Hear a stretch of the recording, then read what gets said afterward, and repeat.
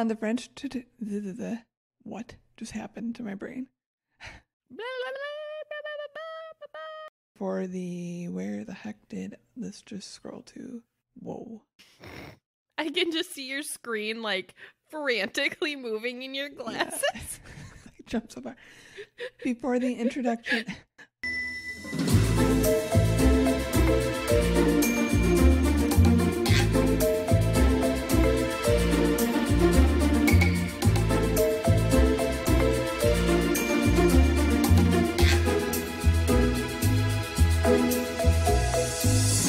Hey, beautiful. I am back, mostly. Beautiful face. I love your beautiful face. Welcome back, baby. Hi, listeners. The long-awaited return of Allie. You guys, she's here. The moment we've all been waiting for. Oh, I've missed you so much. Brain is still trying to kill itself, but we'll get through it. We'll get there. Dear brain, please get your life together. Thank you very much. The past few days have actually had me wondering if lobotomy was a legitimate choice of fixing this whole thing. I decided not so much, but... I'm glad you decided not so much, but interesting that your migraine took you to that place of perhaps a reasonable solution. Yeah, I mean, there's already an ice pick in my eye, so why not a physical one? Ew. Oh, I'm so sorry. I'm kissing your face and your eye and your head and all the things because that's so fucking terrible. I'm so sorry. I would take it from you in a heartbeat if I could. Please don't kiss my eye. With your eye closed, not your eyeball, you psycho. Ew. Just terrible imagery. Remove the ice pick and then kiss. No, gross. I made it worse. Moving on. How have you been? I've been. You know, there's been a lot of fucking shit going on. There's so much. Oh my goodness. But today I got an update on Static. Dear listeners, if you haven't noticed, we have had a mascot down and out. If you follow our socials, there's a little thing going on, awareness, whatever, of Static's situation. At this point of this episode airing, I have no fucking idea where the status of Static will be. But we're recording this right now, so here's me saying thank you to every single person who has reached out with love and with monetary help and everything. Oh my God. Short of the long, my baby kitten got a really bad UTI and I brought him to the vet. He almost died. We were out of town. It progressed very quickly. We saved him, don't worry. But then this little fuck stick took off his cone and ripped out his stitches in his catheter and fucked up all of his organs and is such a little fucking shithead That she loves very, very much. that I am so obsessed with. I am so disgustingly obsessed with. That's why I'm so angry right now, because I'm mad that he's not here. Like, I miss him so much that I am filled with rage. It's so real. I want him home. I want him healthy. But the news that I got today is better than he ripped out his catheter and stitches. So that's great. Thank God. There's less blood and concern, and that was the update I got today, that there was less blood and less concern. That was as far as we went. Yay for less blood and concern. I know. Dear listeners, I'm not laughing because this is funny. I'm laughing because if I wasn't, I'd be crying. This cat is really my life, so this is a big deal. He'll be home before you know it and terrorizing all of our recording equipment once more. Bro, for real. And like, Tiny misses him so bad. She tells me every morning that she misses the way he would put her head in between his paws and then lay his head on her head as a pillow. I'm like, okay, but every time he does that, you say he bites your hair. And she goes, he does, but I miss it. That also is a very you thing to say. Okay. I don't know what the fuck is going on in my house. I swear to God, we're all losing our shit. But here we are, trucking along. Here we are. How was your day today, my dearest darling, love of my life? Well, still with a headache, migraine, fun times, so That pretty much covers my day. Nothing else happening. Fun times and migraines. Exactly.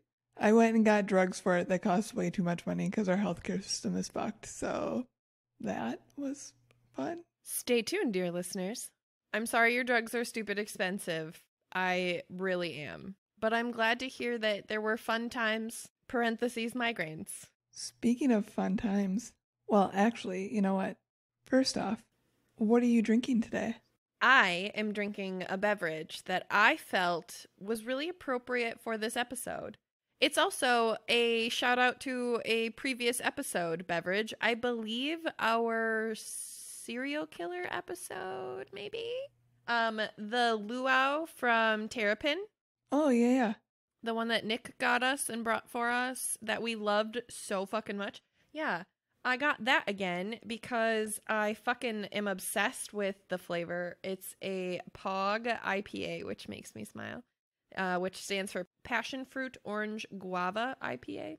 That's the one where there's like 1 million people on that can, isn't there? There's 0 people on this can. No, like makers? Like creators? I don't think so. This is from Terrapin Brewing. Oh, maybe. Maybe. Because there's also like Crunkles. There's also Pinkerton. Yep, I very much remember this from our blooper reel because you also called it Terrapin initially. I did call it Terrapin. Oh, I did do that. Okay. Well, you are right. Yes. But I figured that this would be a good beer for today because it's a luau. And I figured if there was going to be some going on. Dear listeners, all of that will make sense in a second. If there was some of that going on, that would take place at a luau. My milkshake brings all the boys to the yard, and it's better. There, I did my milkshake moment for you. Nice. What are you drinking over there, Little Miss Migraine? Water. It's delicious. Ooh, on the rocks? Shaken or stirred? No rocks. Neither. Poured from the faucet. And strawed. Excellent choice. Refreshing. The drink of migraine goers everywhere. I love a really fine H2O. I can get down with that. Made by our well and our pond. Thank you. I love well water. Shout out to anybody who has 0 concept of what well water tastes like. Y'all are missing out. Thank you for liking well water because so many people hate it. Oh, I fucking love well water. I was raised on well water though, so I live in the city, so I have city water. I can taste the difference. Like, it's not that I don't like my water. We drink our water just straight all the time. But at my parents' house, I get off on that water. Like, that water is my favorite water. Like, I can't help it. I don't even know. It's probably all the iron and whatever the fuck else is in it. I don't know. I love it though. All the things. So, dear listeners, because you couldn't see the whole thing that happened when Celeste was explaining a luau, I'd love to tell you what today's episode is about. Do tell! Today's episode is about freeing the nipple. Free the nips! Bum, bum, bum. I'm so excited about this episode. Which you guys missed the titty shake during the luau action that Celeste provided. It was a really good shimmy and a really good shake, and my double D's had something to say about it, okay? That's what Allie's telling you. So this is one I actually noted a while ago that I wanted to do, and I was like, why not? It's hot out.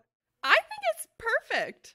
I couldn't think of anything more appropriate for summer when fuck bras should be like the slogan.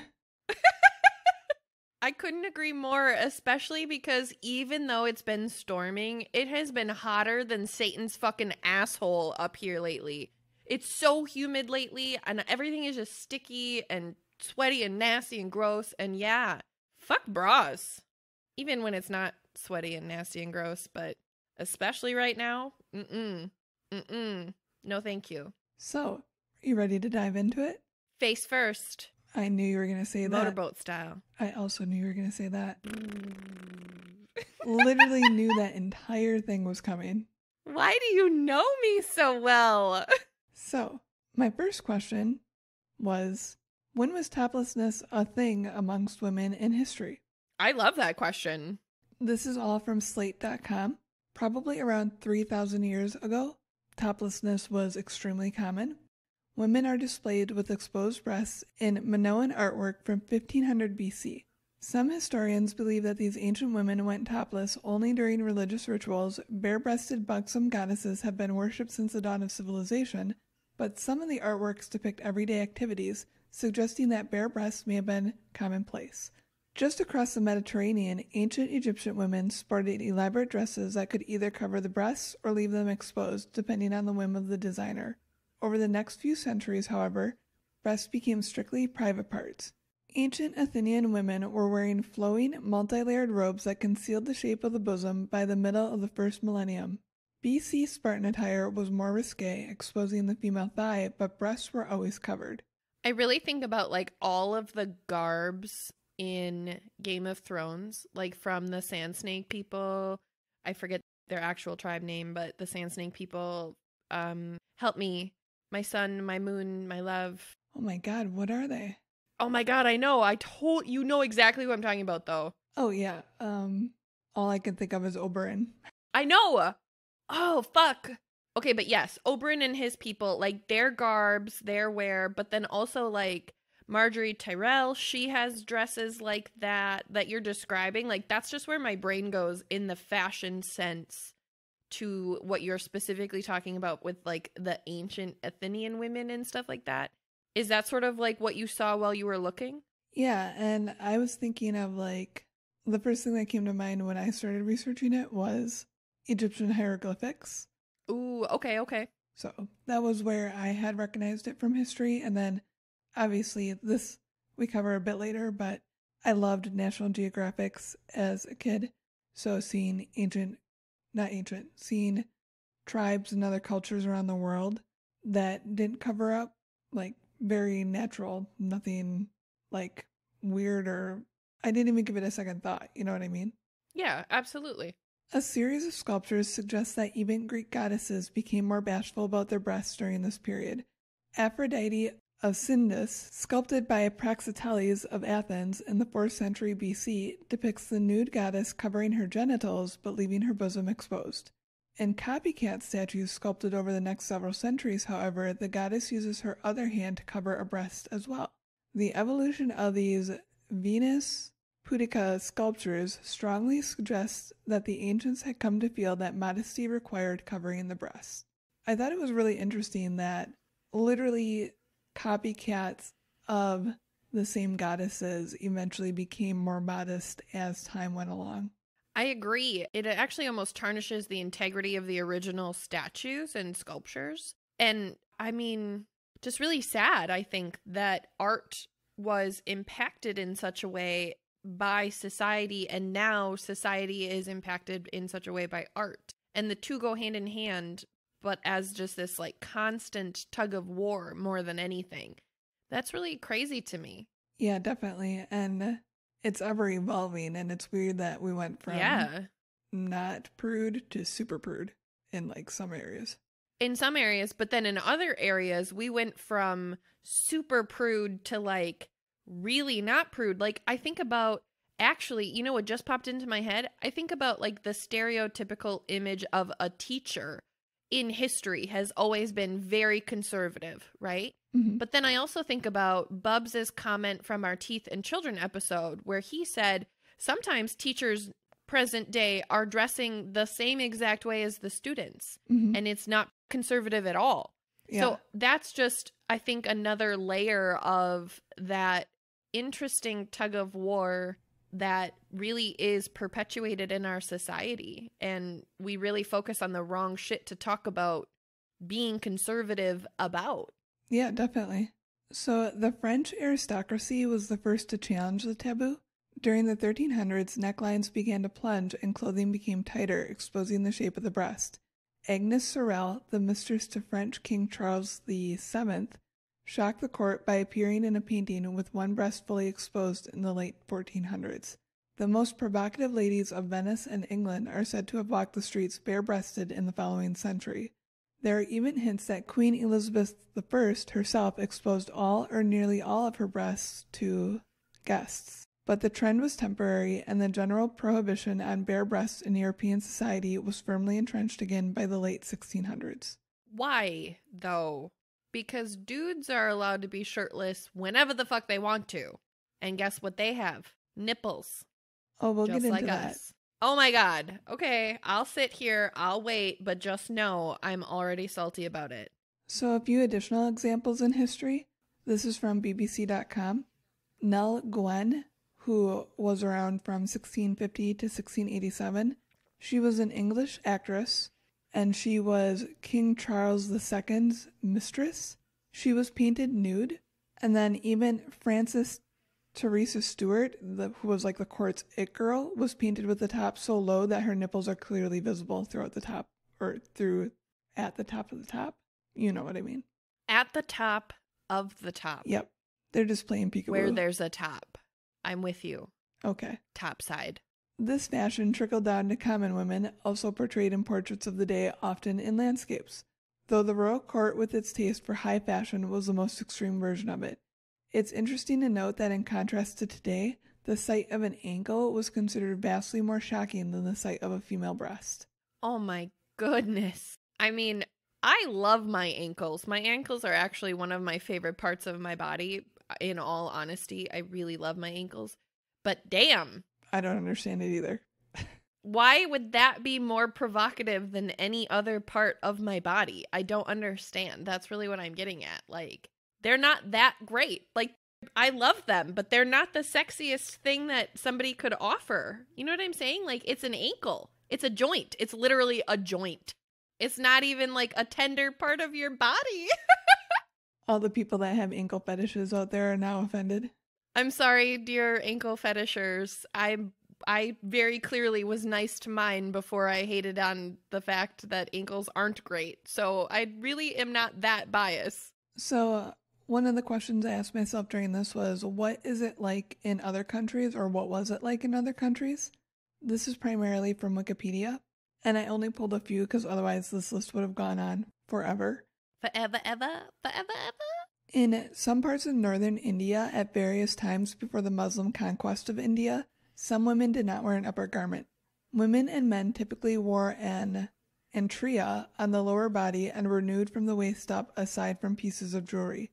This was the standard form of dress unless women opted to wear a sari, in which case they covered their upper bodies with a robe. In the Indonesian region, toplessness was the norm among the Dayak, Javanese, and the Balinese people of Indonesia before the introduction of Islam and contact with Western cultures. In, I think it's actually called Havanese and Balinese societies, women had gone topless to work or rest comfortably. Among the Dayak, only big-breasted women or married women with sagging breasts covered their breasts because their breasts interfered with their work. I can deeply relate to my breasts interfering with my work. Have you ever tried to do... Oh. No. Never mind. Dear listeners, have you ever tried to do a push-up with double D's in the way? It's fucking terrible. I love that you were about to direct that towards me, and I'm just like, no, I have not. I do not need to wear a bra. I don't need anything to support. I stopped myself and I looked down in shame. I don't know if you saw me, but I did. I was like, oh. I was so excited to have like a boob conversation with you, and then I was like, shit, I forgot.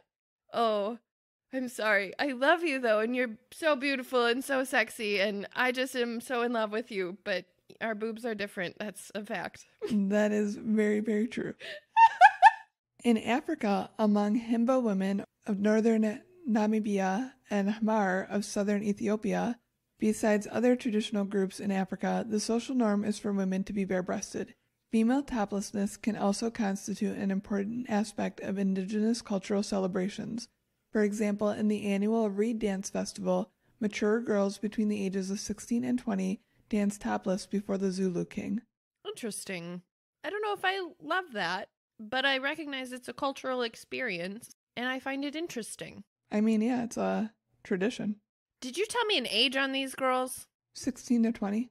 My statement is contingent on the legal age of adulthood in that country. I get what you're saying.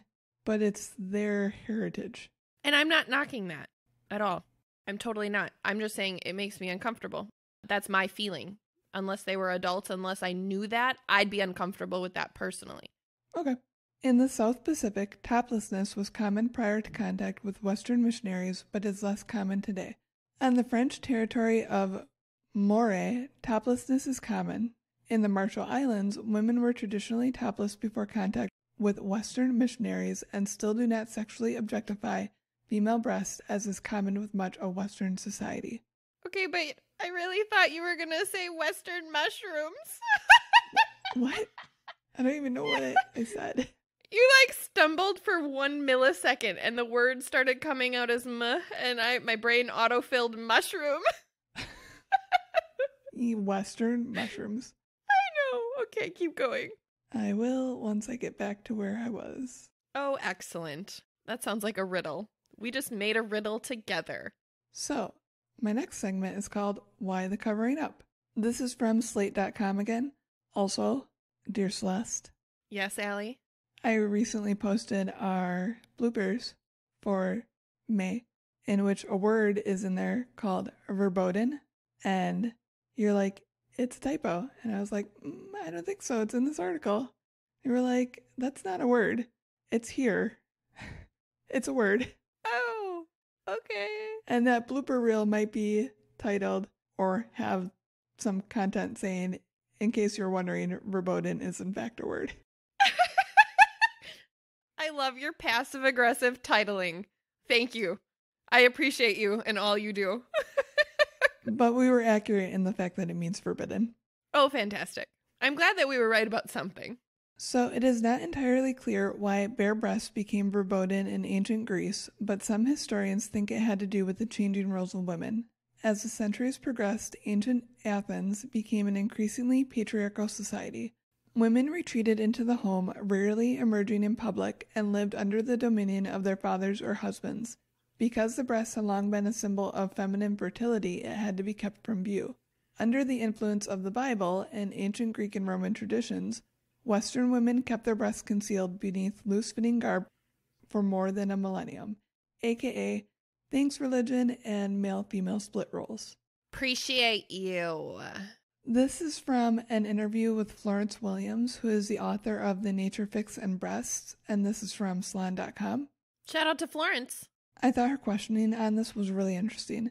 Are these breasts for women and their babies, or sexual selection, as in are they signals for men? Ultimately, I really fall down on let's look at how breasts work and what they are made of. So for me, it made sense that these are naturally selected organs, which is true for mammary glands and every other mammal that we know of.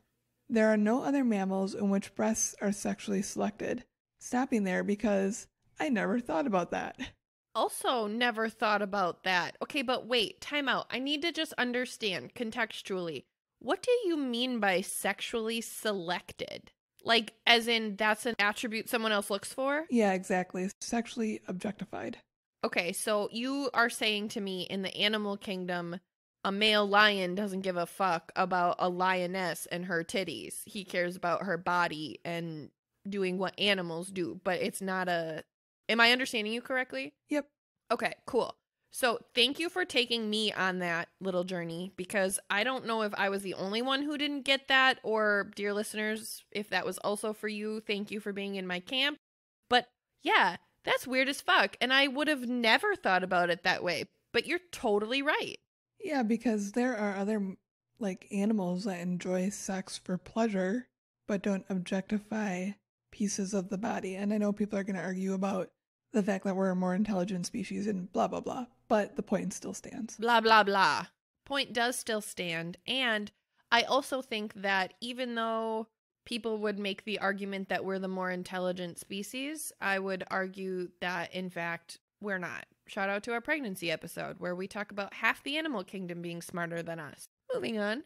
Also, there are some really dumb people in our species. I mean, I know a few of them very personally. It just makes sense that in our deep evolutionary past, we really needed those extra few percentages of fat, and breasts gave us that place to put that, and really helped gestate and lactate the human infant, which has these unique fat requirements. The mammary gland in the breast in humans is filled with estrogen receptors, and those actually make fat. There's this relationship between fat and estrogen, and where there's estrogen, there's going to tell cells to start storing fat, and as there's more fat, that's going to help make more estrogen. So it's possible that breasts are the result of natural selection, but they also play their part in sexual selection? Yeah, absolutely. Oh, that was a question from the interviewer towards Florence, obviously.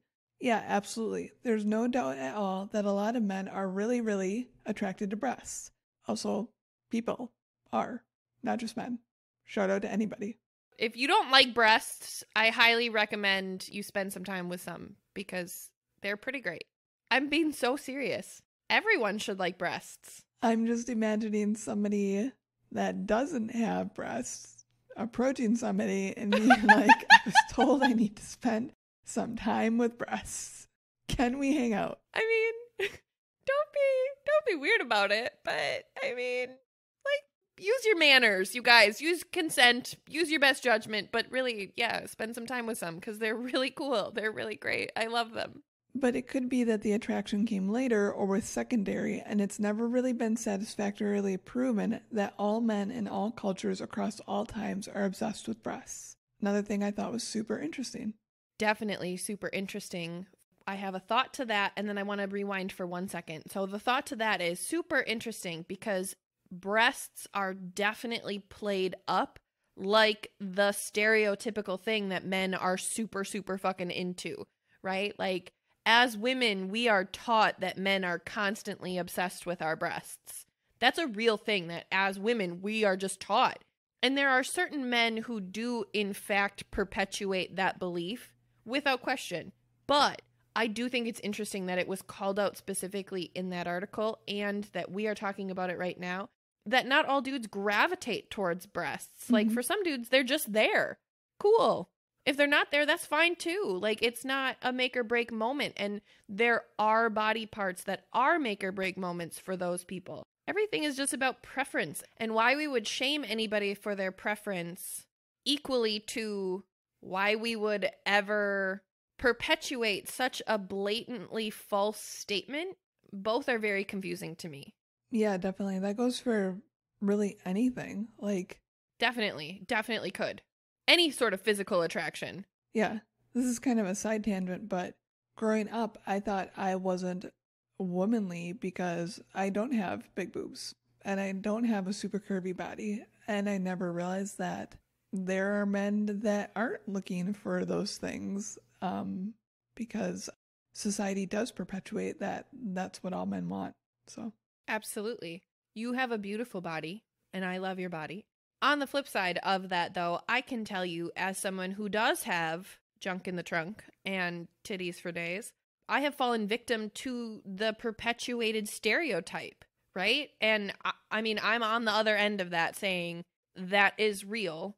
And there are people who really only use my body for those things. And that's just as disgusting as you feeling like you're not woman enough because you have them. We as people have to do better for ourselves and for each other. Agreed, 100%.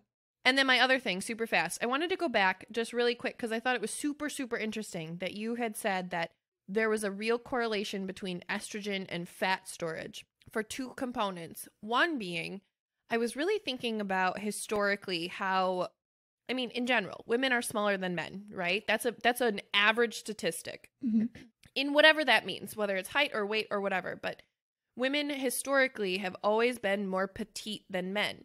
Men were far more active than women because they were the hunters. So I really recognize that although women played a very important role in survival even at that time, they wouldn't have had as many features or functions of their daily lives that would have insulated them in cold conditions. So I am curious if breasts as a fat storage is an evolutionary thing. Like, I would be really curious about that.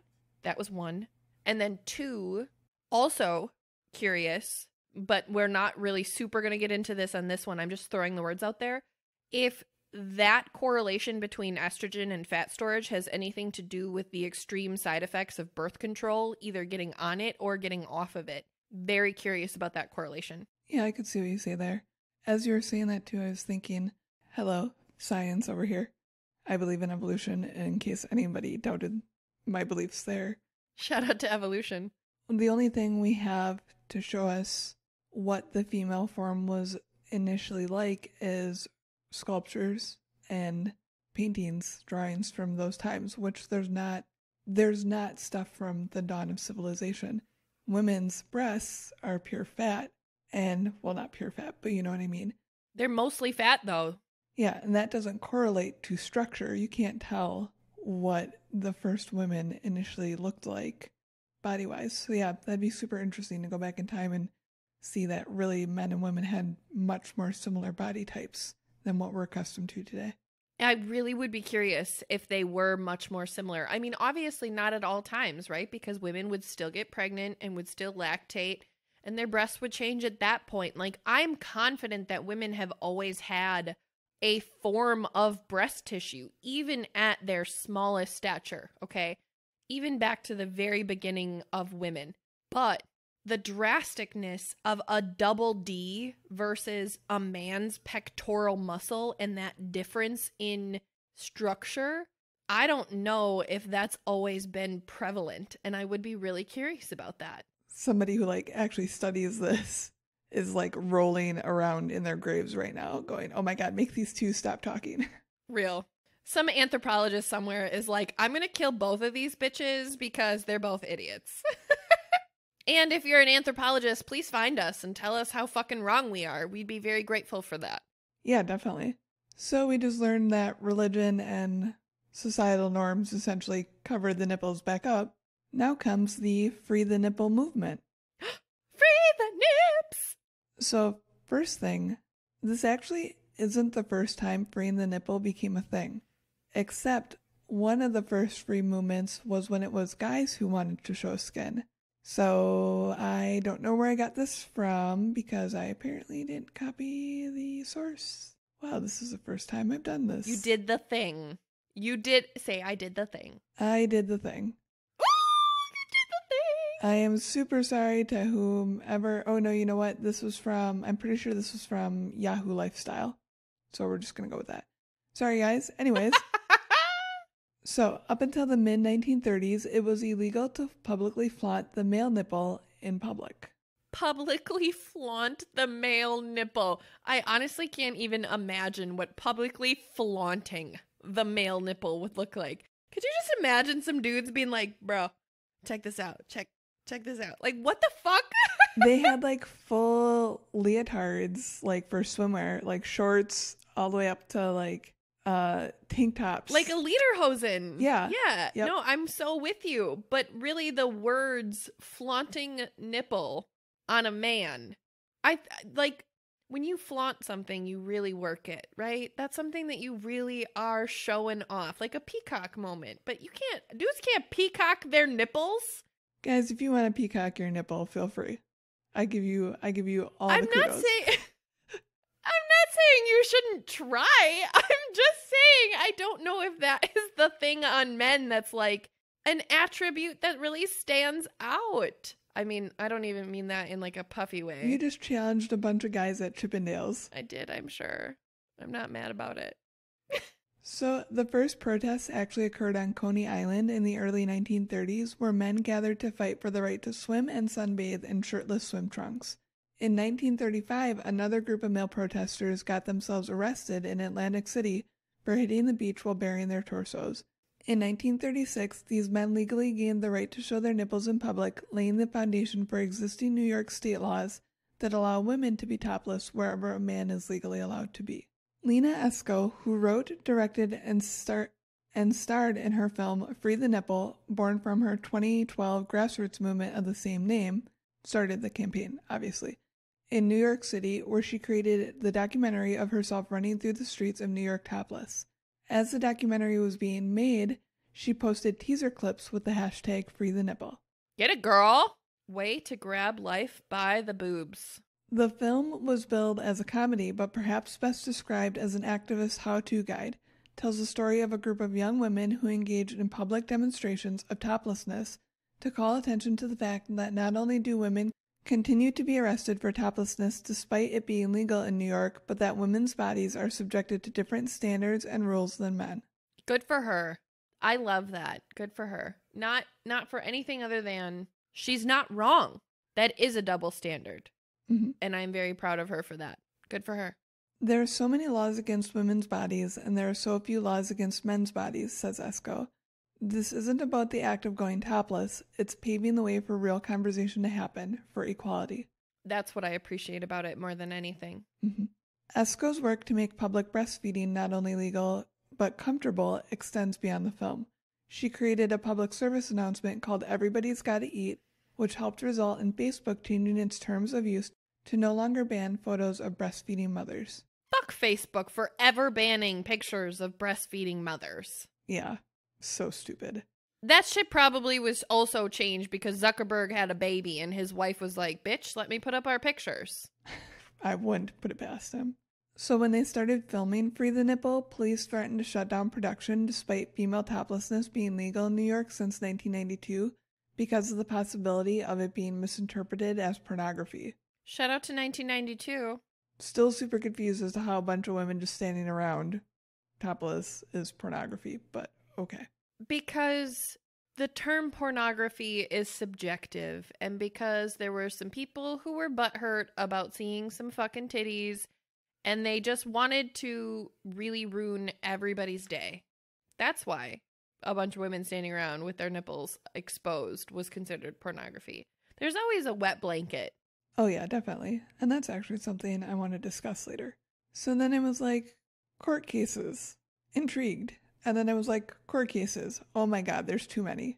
There's literally a fuck ton. Oh my god. I gave up. There's too many. So here's me summing up court cases for you. Ready. The main point of them being that for some reason, women's breasts were seen as genitals while men's aren't. Excuse me? Mm-hmm. What? Yeah. What? Yeah. What? What? What? No. Genital is defined by a reproductive organ. Excuse the fuck out of me. My tits don't make shit other than milk and milkshakes, okay? So what the fuck? My tits aren't reproducing shit. That's not a genital organ. Oh my god, people are literally too much. I just can't. Yeah, because in a lot of the court cases, a lot of them were lost because literally the definition of nudity that is banned is showing your genitals, and like you said, boobs aren't genitals. So, but it's weird that people lump them into that category in their minds. It makes no sense. So then my thought though is, what about dudes that have boobs that are bigger than mine? Because that's real. Or what about women that what about women that are flat chested? How much tissue defines offensive? Well, right. And I also, in that same question, would a woman who has a flat chest, are her breasts also considered genital? Like, okay, let's just for 1 second. Let's say a woman and a man, his pecs are the same size as her breasts, right? Structurally. They're the exact same diameter. Take the little Victoria's Secret measuring tape. You do the thing, same size. Cool. Okay? They're both an A cup. Her breasts, her titties are genitals, even though they're the exact same size as his. And let's even take it to the next level. Let's say that their nipples look almost identical, right? The only way that you know this woman is a woman is because you know she's a fucking woman. That's it. But her breast tissue looks just like this man's. How could you possibly say that her breasts are considered a genital when you're literally looking at them on the man's body and then they're just pecs? It's a muscle. It's fat tissue. It's fucking milk ducts. That's all it is, you guys. There's no reason that breasts should be considered differently than pectoral muscles in any stretch. Grow the fuck up. That was exactly all of my feelings about it too. Thank you for letting me express our joint feelings very angrily on this subject, because fuck that shit. I'm so annoyed by that, honestly. That's the dumbest shit I've ever fucking heard. You know some man somewhere who was shot down by a big-breasted woman came up with that fucking philosophy and was like, let's perpetuate this for centuries to come. Oh, that's infuriating. So this next section, here's probably the best dad joke I've ever come up with. Oh, I'm so excited. Here are some titillating facts. So proud of you. That was such a good one. It was so sly. I loved it. High five to you. So this I can assuredly say is from yahoo.com/lifestyle. Shout out to quoting our sources. In Arizona, a woman can be arrested for indecent exposure if she exposes the areola or a nipple of her breast if someone else is present. Someone else is present? Someone, just another person? Yeah, just anyone? Another person. Just anyone. Just someone. Someone. So like, what? Okay, so my brain went, you're in a dressing room and you're trying on a bra and the dressing room door busts open because dressing room doors are known to malfunct and you're topless and there are people. Can you be arrested? Can that happen? I mean, those are someone's. Yep. That's fucking ridiculous. Also, though, can I tell you that you saying areola really made me think of every time we've ever seen areola performed, including the last time that areola was ever performed live, because that happened and we were at that show, and it still breaks my heart. In case anyone has no idea what she's talking about, that would be a song by Tech Nine. Yeah. And if you don't know what I'm talking about, y'all are missing out. Shout out to Tech Nine. Hiking in the forest in the nude is not a violation of the law in Los Angeles, but a woman who exposes her private parts to another person can be found guilty of a misdemeanor for public indecency. Okay, first of all, I just never want to go hiking in the nude. Just that sounds terrible. That I'm not opposed to hiking and I'm not opposed to being in the nude.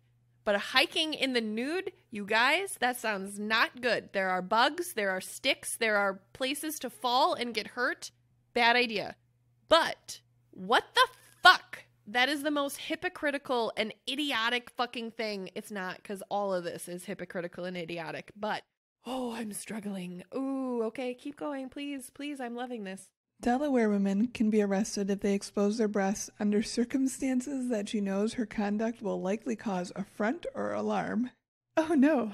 I hate people. I just hate people. That one just made me feel like it was a Leave It to Beaver episode. Like, did you hear what Mrs. Robinson did at the pool?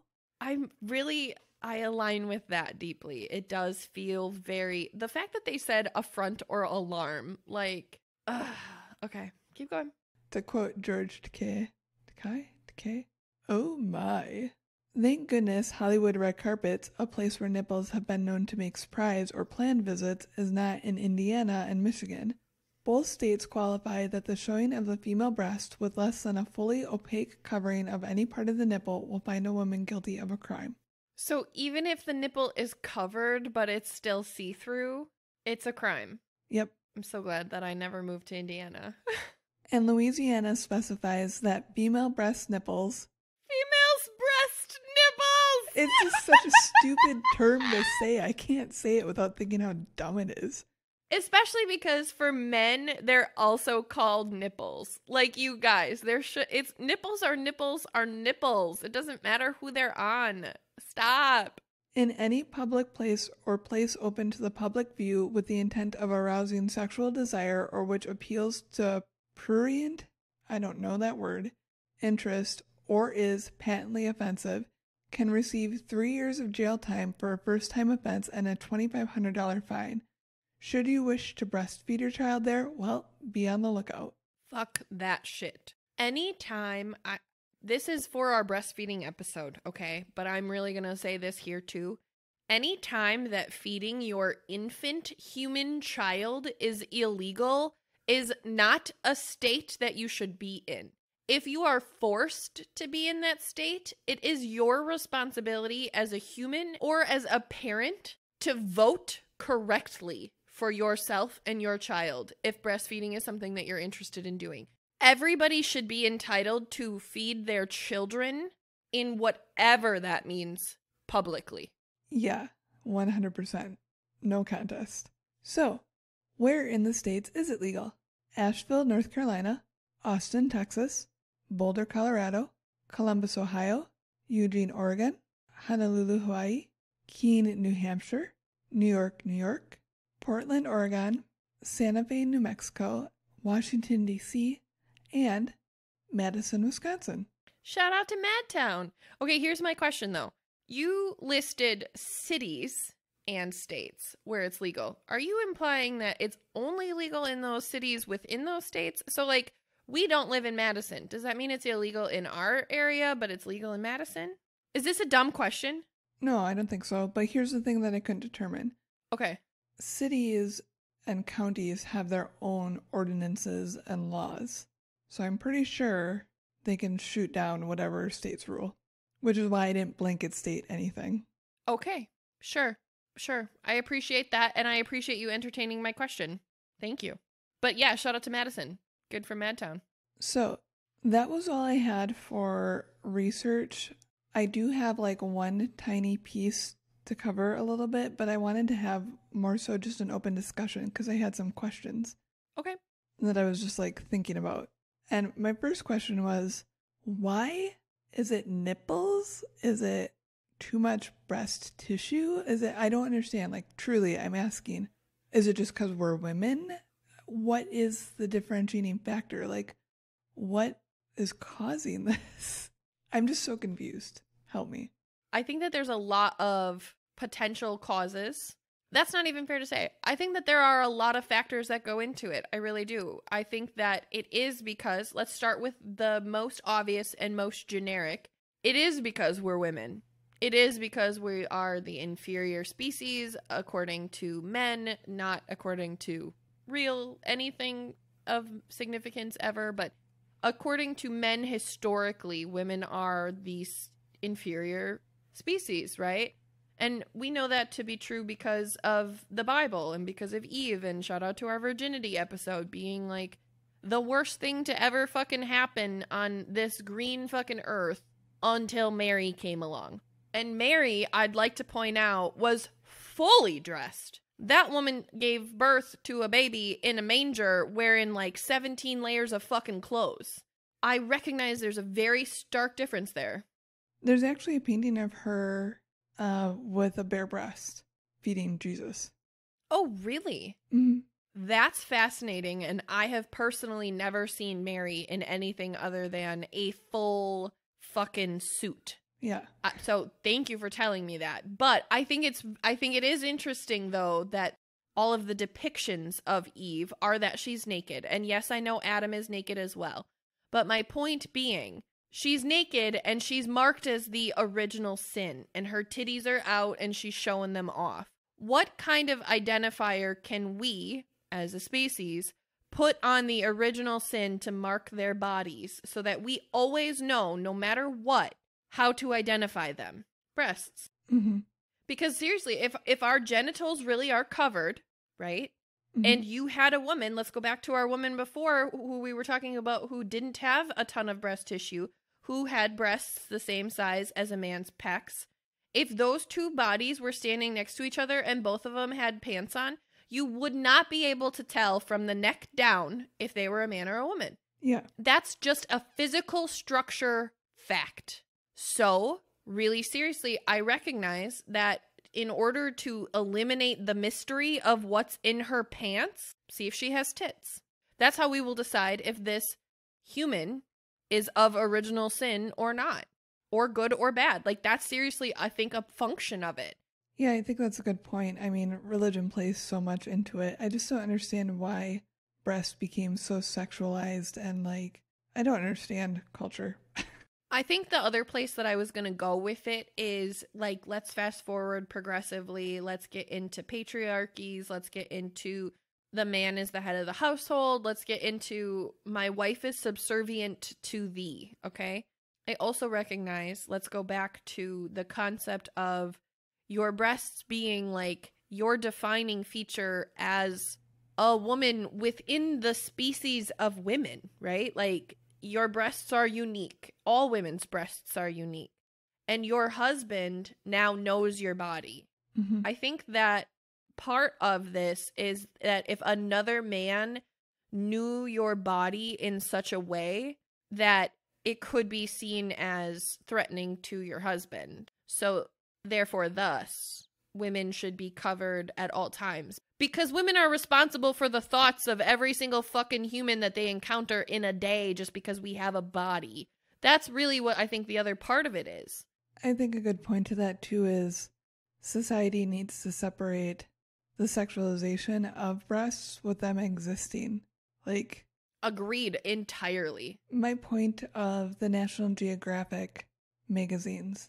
I mean, sure, there are probably people who look at those magazines and get off from them, but I also feel like there's probably some differentiation or separation that occurs in viewing breasts from a tribal perspective versus like the Free the Nipple movement, where it's seen as something that's taboo in our culture.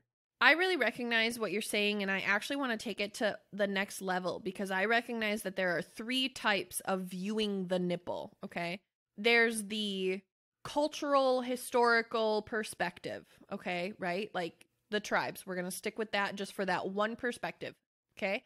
There's the Free the Nipple perspective, which I'm going to align to women's rights, body empowerment, activism. Okay, so there's the activist approach to nipples. And then thirdly, there's the sexual approach to nipples, which is porn, right? And if you are into titties and that's the type of porn that you like, get it. Get some. Love that, okay? Again, if you aren't a fan of breasts, I recommend spending some time with some. If that includes watching some on porn, go for it. But I really recognize that even amongst those 3 views, every time I listed a perspective, I guarantee you got a different visual in your head. Oh, yeah. Because they are presented differently. They're photographed differently or recorded differently or whatever. And that could be said about literally anything. But because we're talking about nipples, I think it's important to really specify that context is important. And to your point, yes, anybody could pick up that magazine, a Nat Geo magazine, and get off to it, okay? Shout out to Step Brothers for the joke about getting off to Better Home or to Good Housekeeping.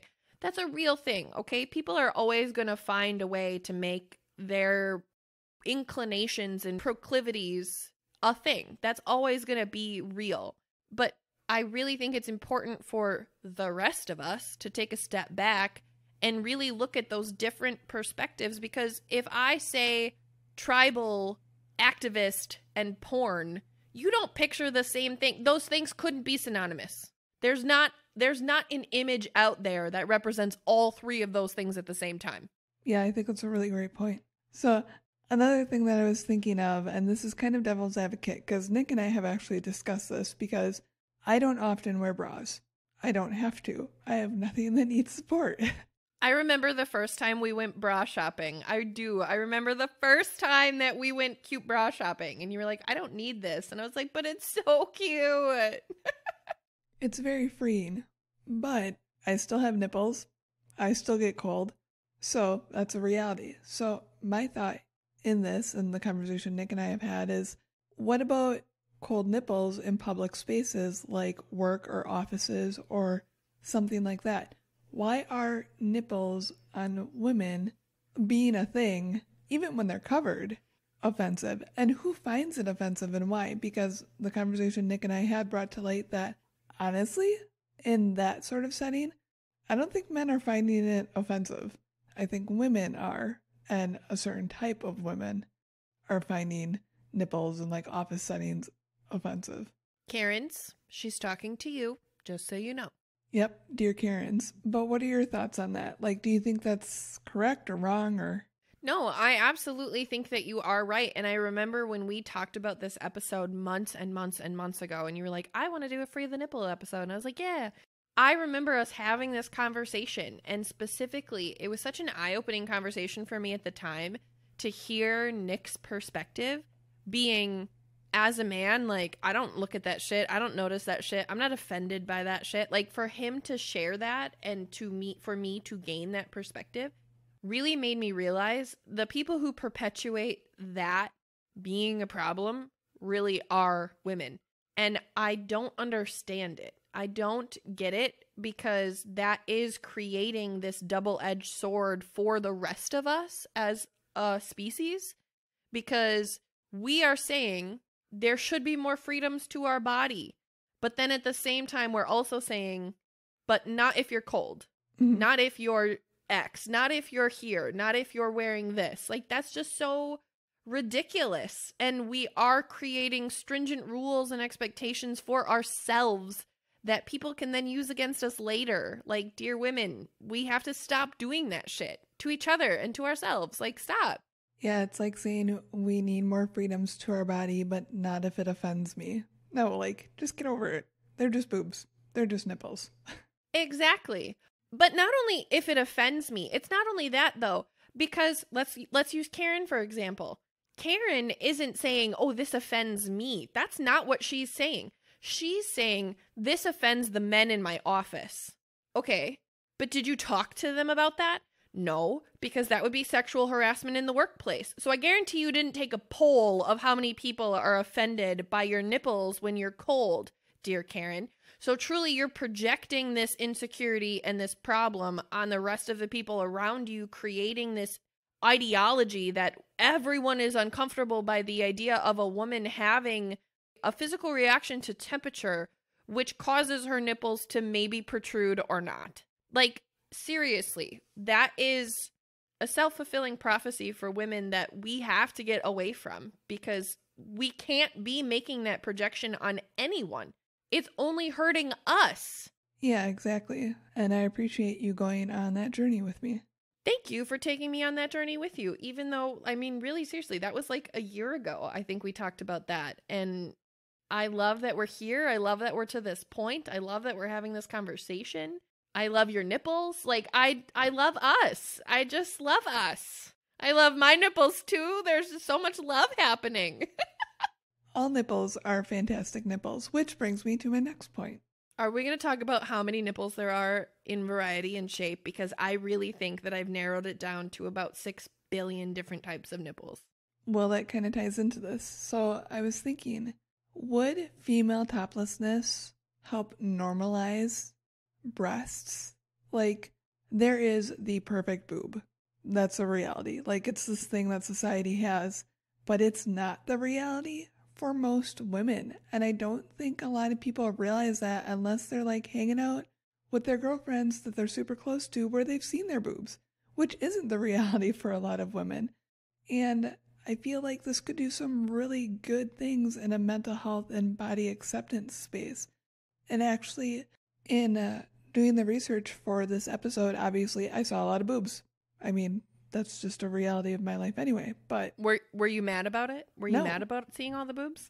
And like the great thing was there's so many great different types of boobs and they're all beautiful and like... Mm-hmm. And also though, specifically different types of nipples and so many beautiful nipples. Like we need to clarify though, because so many people think that if you have great tits that you're just going to automatically have great nipples. Mm-hmm. And great in any of those contexts are variables, okay? That entirely is subjective and depends on you, the viewer. But I really recognize that there are more people who are insecure about their actual nipples than they are their boobs. Yeah, that's a great point. And yeah, there's a variety of nipples, there's a variety of boob, whatever way you define it. All of them were fantastic. And honestly, being a small-chested woman and seeing other small-chested women within this group made me feel fantastic. I was like, hey, I see you, B-cup. You look great. Looking good. Why are you doing the one eye wink? Like, you kept your eye closed. It wasn't just like a wink. You kept it closed. Like you were... That's how I roll. This is why I don't hit on people. You just...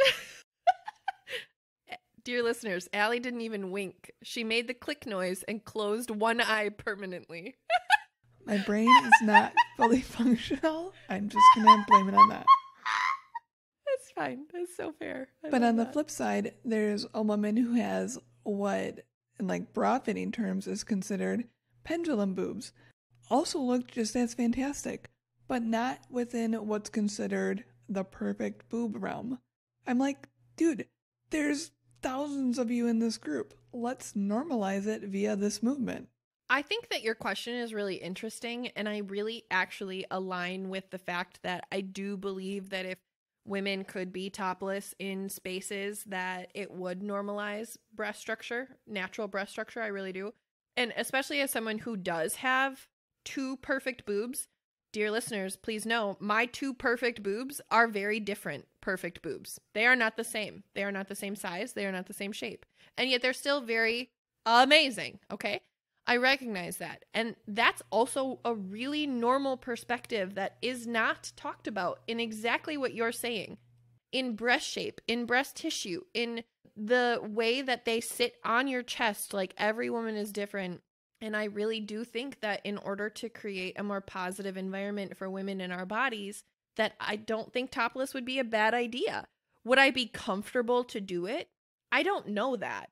I don't know where I would feel comfortable to be topless in today's world, not because I am not comfortable with my body. Shit, I'm naked all the time. I texted you this morning saying I can totally be butt-ass naked, but I have to have underwear on. Did I not say that to you this morning? You did. Exactly, thank you. So I really would be fine being anywhere naked. But really my thing is, would other people be fine with me being naked? Like, not even naked. That's not what I'm saying. I shouldn't have said that. But topless, even though shout out to the Naked Club. I really would question, like, would my safety be at risk if I were topless? Mm-hmm. That's what I would worry about in being topless. I don't give a fuck about the judgments. And I would love to be able to empower other women in being topless. But honest to God, I am terrified of some random fucking sick fuck hiding behind some building and waiting for me to walk by to my car. That's why I wouldn't want to be topless. Yeah, I can definitely respect that threat. That's a totally different argument, okay? I don't think that that's necessarily a fair argument to the topless movement. It's not, in fact. That needs to be brought back to our consent episode. We need to be teaching men how to not rape instead of teaching women how to not be raped.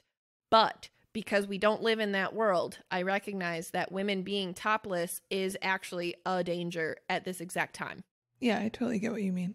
I think some clarity is needed too, that it's not like women are going to go topless everywhere. We're talking at where men are allowed to go topless as well. The beach. Like places where it's normal, you know? We're not walking into like grocery stores without our shirts on. No shirt, no shoes, no service applies to women too, is really what you're saying. Exactly. Yeah, I agree. I agree completely. Here was going to be my question. How often are you topless around your son or your children in general? Like, dear listeners, I'm asking this question to you as well, but right now, because Allie and I are having this conversation, this is something that has been brought to my attention multiple times, and I really don't understand why. So I'm really asking, like, are you topless around Moose sometimes? Oh, yeah. Okay. And does that, I mean, he just is totally fine with that, right? Like, he expects that at this point because you're his mom and that's your body. Oh, yeah, exactly. Plus, if you're unaware, apparently there's a baby in my boobs. I was unaware. I was deeply unaware because we've already established that they're not genitals, so I'm not sure how that could happen. I was also very confused, but no, if he asks, use it as a teaching tool to explain to him the differences between himself and myself. Like, it's nothing that should ever be ashamed or hidden. Yeah, I really appreciate that. If he were to ask me, I would reconsider. Obviously, because I want to respect his space. Yeah, totally get that. Absolutely. I have had feedback from other people who have shared my space that they think it's weird that I am topless in front of Tiny. Like, I don't understand that. So that's really where my question is coming from, because as a woman with a daughter, I really appreciate that I can walk around my house without a shirt on or without a bra on or whatever. And my kid is super, super fine with it. Mm-hmm. Like, it doesn't faze her. And yet I thought it was interesting that it fazed someone else to the point of telling me that it did faze my kid. And I was curious if that was either your experience or, dear listeners, if you've had an experience like that and what that made you feel and your thoughts on that situation. Because I think personally, I'm teaching my daughter that it's okay to be comfortable in her body, even though my perfect boobs aren't perfect. even though my belly isn't perfect, even though my butt's not perfect.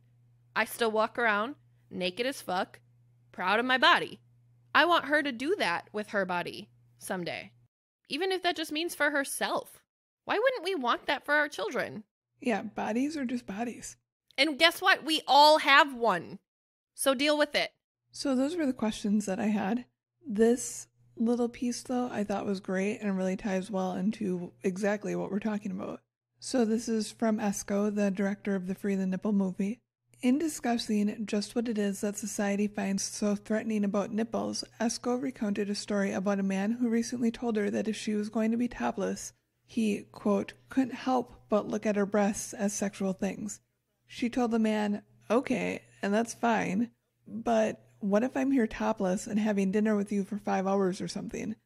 At some point, aren't you going to get tired of looking at my boobs? Aren't you going to have to look at my face? The man admitted that, indeed, if he was forced to look at breasts for an extended period of time, he would be able to see the person behind them and not just the idea of sex. Maybe that's just what America needs, Esco sighs. A big flash of boobies so they can just get over it. I think that perspective is so fucking valid and so fucking real.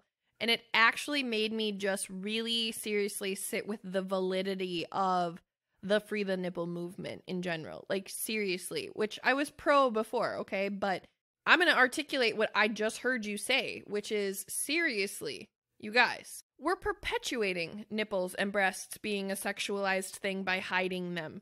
Because then when they come out for just a second, it's like, oh my God, we got to look at them. Mm-hmm. But really, if they were out all the time, like, people would get bored and we would move on to bigger and better conversations because there are bigger and better things to talk about than my fucking tits. Like, seriously, I am so much more than that. So can we move on? Like, I think that her point is amazing and fantastic. And I really appreciated that guy being so forthright in saying, like, yes, you're right.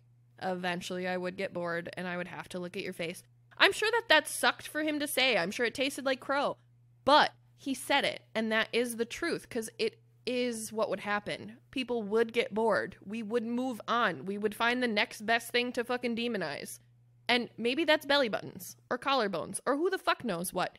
But it would be something. We would find something else to replace it with. And I think that's an interesting perspective to think about too.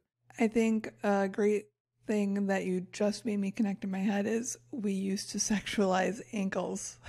I'm just saying, real. So maybe someday it'll change for boobs too.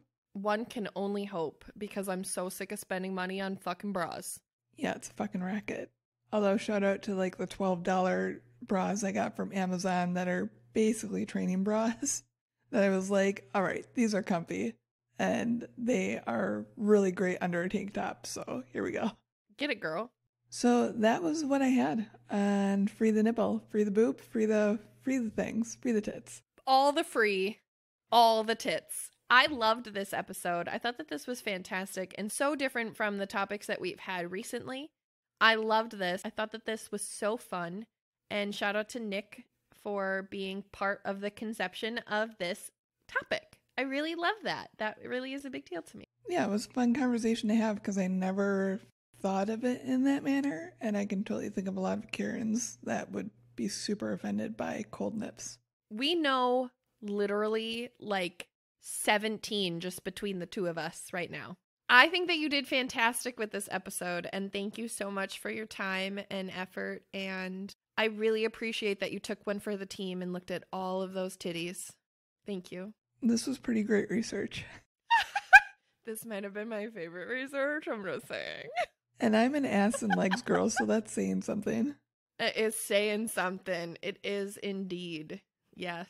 There we go. Sexualizing our own fucking bodies.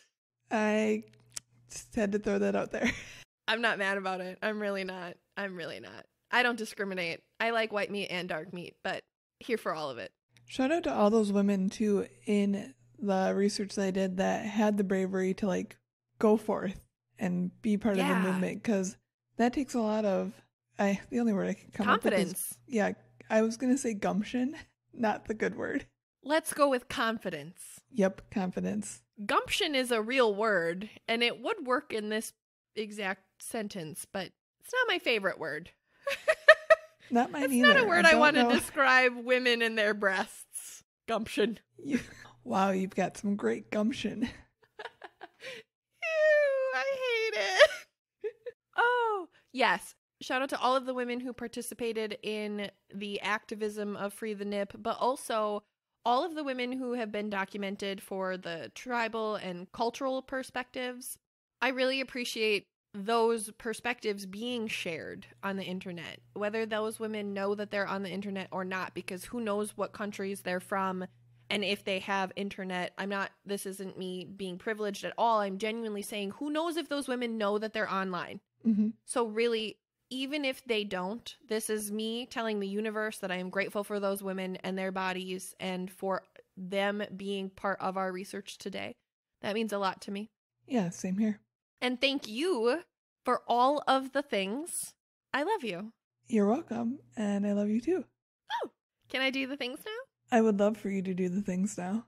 Dear listeners, if you would like to reach out to us to talk about any of the things that we've discussed today, to tell Allie that she did absolutely fucking amazing with this research, anything, we are here for it.